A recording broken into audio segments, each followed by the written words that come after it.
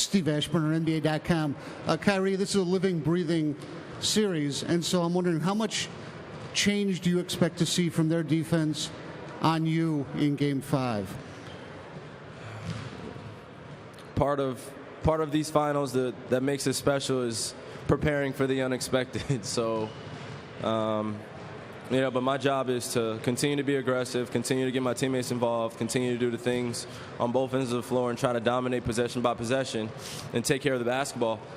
Then, I mean, honestly, we'll see in Game 5. But I'll definitely be preparing for the unexpected as much as I can. If a team is committed to getting the ball out of your hands, if they're trapping or blitzing, what's key to, you managing that when they're trying to block out the sun and you're trying to find a way to move that ball? By understanding how complex basketball is, but also you have to enjoy the simplicity of it too. There's a way to dominate the game without having the ball constantly in your hands,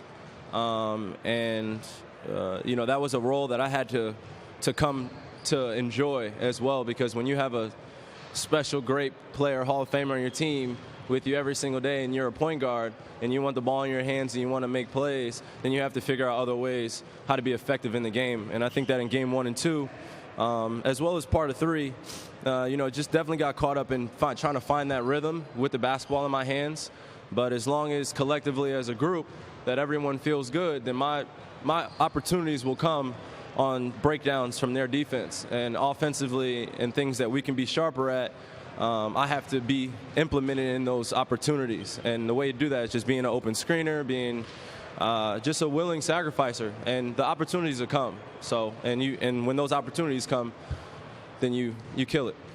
Gary in the third row, last question in the back. Kyrie, Gary Washington, Boston Globe. You were particularly vocal in Game 4. Are you a better player or more motivated when you're talking, if it's to someone else or to yourself? How does that go when you are constantly talking? Well, the first thing with talking and communicating is, and I think back to Game 1 and 2 or any game that I played in, when the tempo is going really fast and you're running up and down, and you have to be in a very special type of shape in order to communicate with your teammates and play at that high tempo. I think Game 1 and 2, we have been off for so long, getting up and down that floor with those guys, man. I was a few times where you're trying to call out a play, you're just trying to catch your breath, and defensively they're making you pay every single time down. So, when you're able to, focus in for possession by possession and still have your win and be able to vocally tell everyone what spot they need to be in because you've prepared, it's a difficult task, but once you get into that, then, the game starts to become just more fluent. So you're able to communicate to your teammates, communicate to yourself, communicate to your coaching staff. You're able to see the floor a lot better. What do you say to yourself when you're hitting baskets? There's a couple of baskets you were just talking. What are you saying to yourself? Does that motivate you?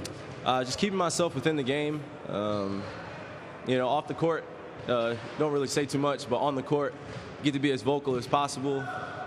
Get to throw yourself into the emotional pull that the finals or any big game will pull out of you. You just got to let that come out and just breathe in that and just live in that moment. Last one, back left. Kyrie, Dan from Hoops Israel. Katie is averaging over 30 points a game this series and playing great down the stretch in the fourth quarter. What are you going to try and do tomorrow in order to stop him?